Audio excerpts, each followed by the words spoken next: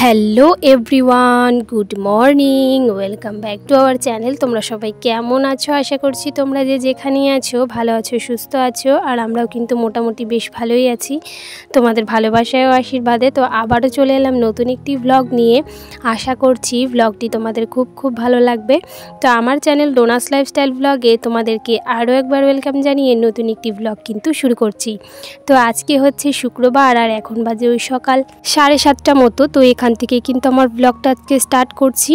তো ঘুম থেকে উঠেই এতটাই বৃষ্টি শুরু হয়ে গেছে দেখতে পেলাম। তো সেই কারণে কিন্তু আর ওই বাসি টুকটাক কাজকর্ম তোমাদের সাথে শেয়ার করতে পারলাম না, কারণ ওই বৃষ্টিতে ভিজে তো আর কোথায় ক্যামেরা রাখবো না রাখবো সেই জন্য কিন্তু আর কোনো কিছুই শ্যুট করতে পারিনি।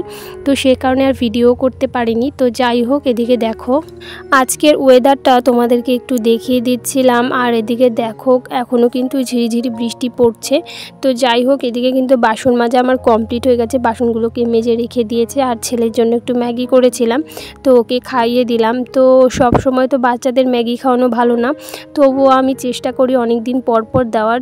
তো যাই হোক, যেহেতু আমার ছেলে কিছুই খেতে চায় না, তো সে কারণে কিছু তো একটা খাওয়াতে হবে। তো সেই কারণে প্রায় মাঝে মাঝে ওকে ম্যাগিটা খাওয়ানো হয়। তো ম্যাগিটা একটু ভালোবাসে আর কি। তো যাই হোক, যত কম আর কি চেষ্টা করি না দেওয়ার জন্য। তো যাই হোক, ছেলেকে খাইয়ে দিয়ে এদিকে চলে এসেছি সকালবেলার জল খাবার বানাতে। তো আজকে ওই কিছুটা পরোটা আর কি ভেজে নিচ্ছিলাম, তো চা দিয়ে খাবো। তো এই যে দেখো পরোটা ভাজা কিন্তু আমার প্রায় কমপ্লিট হয়েই গেছে। তো এখন চা দিয়ে কিন্তু খেয়ে নেব। তো চা খেয়ে তারপর এই যে দেখো বেশ কিছুটা জামা কাপড় ছিল, তো জামা কাপড়গুলো কাচা হয়ে গেছে। তো কেচে তারপর কিন্তু এখন একেবারে মেলে দেব। তো যেহেতু আমার পিরিয়ডস হয়েছে, তো সেই জন্য আজকে সকালবেলাতেই স্নান করেছি। তো তোমরা হয়তো এই ভিডিও দেখে অনেকেই বলবে যে পিরিয়ডের কথা আবার বলছে। তো এটা আমি মনে করি যে এটা সবারই আর কি জানা দরকার, কারণ এটা সকল মেয়েদেরই হয়ে থাকে। এটা একটা রোগ নয়, এটা একটা ন্যাচারাল জিনিস যেটা সব সময় সব মেয়েদেরই হয়। তো যাই হোক, আমি মনে করি যে তোমাদের এটাতে কোনো খারাপ আর কি মনে হবে না কোনো কিছুতে। তো যেহেতু এটা সকলেরই হয়ে থাকে, তো তোমরা প্লিজ কেউ খারাপ কমেন্ট করো না, ঠিক আছে? আর পিরিয়ড হলে পরে একটা মেয়ের যে কেমন লাগে সেটা হয়তো মেয়ে না হলে বুঝতে পারতাম না। এটা সকল মেয়েদেরই হয়, কিন্তু দেখবে পিরিয়ডসের সময় এতটা খারাপ লাগে, শরীরটা একদমই ভালো লাগে না, কোনো রকম কাজ করতে ভালো লাগে না, কোনো কিছু খেতে ভালো লাগে না, তাই না বলো? মানে কি বলবো, এই সময়টা খুবই আর কি খারাপ যায়।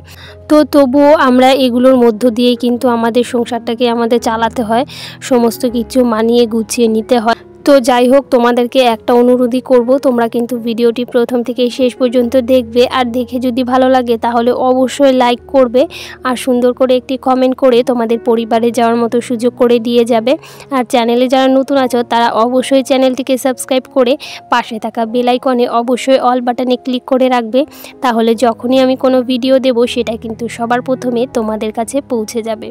তো যাই হোক, অনেক বকবক করে ফেললাম। আমার ভিডিওতে যদি কোনো তোমরা ভুল দেখো বা কথা বলায় ভুল দেখো তাহলে কিন্তু অবশ্যই আমাকে ছোট বোন হিসেবে ক্ষমা করে দিও।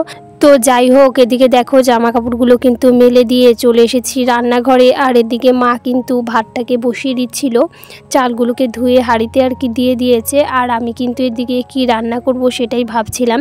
তো ভাবলাম যে আজকে পুঁই শাক দিয়ে একটা চচ্চড়ির মতো রান্না করব, সমস্ত সবজি দিয়ে। তো সেই জন্য কিন্তু চলে গেছিলাম পুঁই শাক কাটতে। তো দেখতেই পেলে কত সুন্দর ডোকা হয়েছে আমাদের পুঁই শাকের। তো ভীষণই কিন্তু ভালো লাগে খেতে। তো আমি কিন্তু এদিকে বেশ কিছুটা পুঁই শাক আর কি তুলে নিয়েছি, তোমরা দেখতেই পেলে নিয়ে এলাম। তারপর কিন্তু সমস্ত সবজি কেটে একেবারে ধুয়ে এখন জল ঝরিয়ে আমি রেখে দেবো।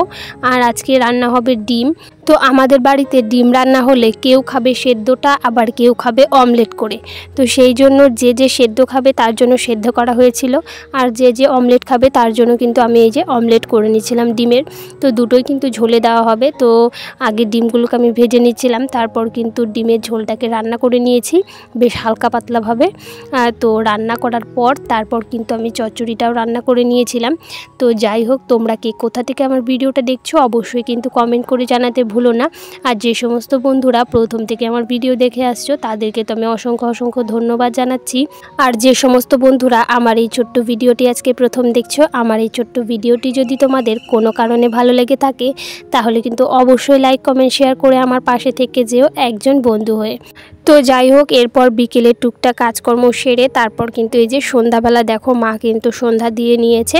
তো তুলসী তলায় প্রদীপ আমাদের জেলে দিয়েছে, সন্ধ্যা দাও কমপ্লিট। তারপর কিন্তু আমি সন্ধ্যাবেলা একটু চা করেছিলাম, আর এদিকে চানাচুর, তারপর শশা, তারপর হচ্ছে পেঁয়াজ দিয়ে একটু মুড়ি মাখা করেছিলাম, কারণ ভাত তো একদমই ভালো লাগছে না খেতে।